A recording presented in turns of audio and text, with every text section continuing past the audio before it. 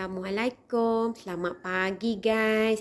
Hari ni saya nak tunjukkan kerusi camping. Tapi yang special dia kita boleh buat baring. Dia bukan yang boleh duduk sahajalah. Saya cari yang jenis yang kita boleh santai. Ni saya ada beli dua, tapi saya buat unboxing satu-satu lah. Kerusi camping. Dia ada dua warna. Ni saya beli dekat Shopee. Harga dia berapa?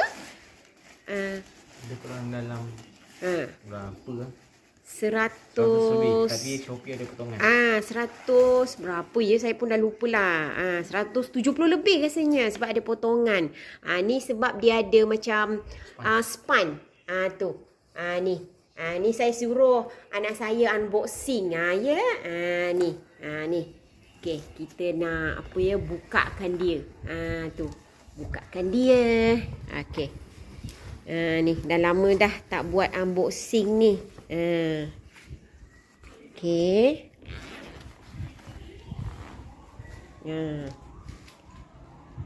Sebenarnya saya beli satu je. Sebenarnya kursi duduk tu sebenarnya saya dah ada 5. Tapi saya nak jenis kita nak jenis yang jenis macam saya kaki tak boleh terjuntai lama kan kita panggil. Saya nak ada yang kata untuk support, untuk macam kita relax dekat pantai, mancing. Hobi saya suka mancing juga. Teman suami pergi mancing, menjaring lah, menjala. Ni yang saya beli ni. Jenama dia saya kejap ya, saya pusingkan. Ni Y Outdoor. WTH HB apa nama dia. Ni. Ni kursi ni selesa lah kalau kita nak duduk minum petang ke apa ke. Ni.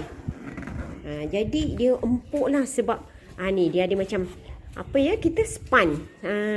Kalau kita nak lagi dia lembut. Ni. Tu anak saya tengah pasang kaki dia. Tu. Dia macam orang kata masukkan sahaja. Tu.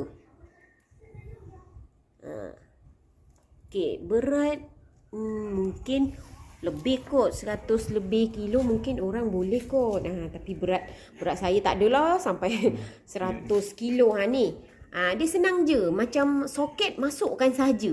Tak perlu kita nak ambil screwdriver lah. Ni tempat lock dia, padlock dia lah kita panggil. Lepas tu kita pasang. Dia sama macam kursi biasa, tapi beza dia ada orang kata tempat kita nak baring tu. Tu. Kerusi macam orang kata kerusi malas. Okey. Anak saya nak test lah. Ni konon-konon dekat healing dekat pantai lah ni. Tu. Selesa. Anak saya kata selesa. Cukup lah. Dia lembut.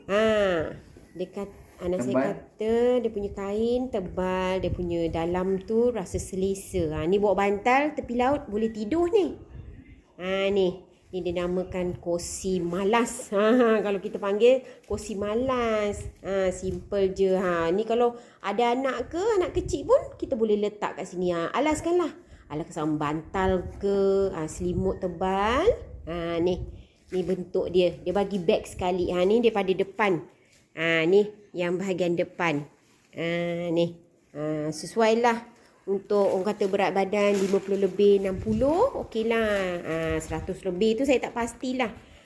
Orang boleh duduk tidak. Ni unboxing saya kerusi malas untuk kita buat camping punya. Ni.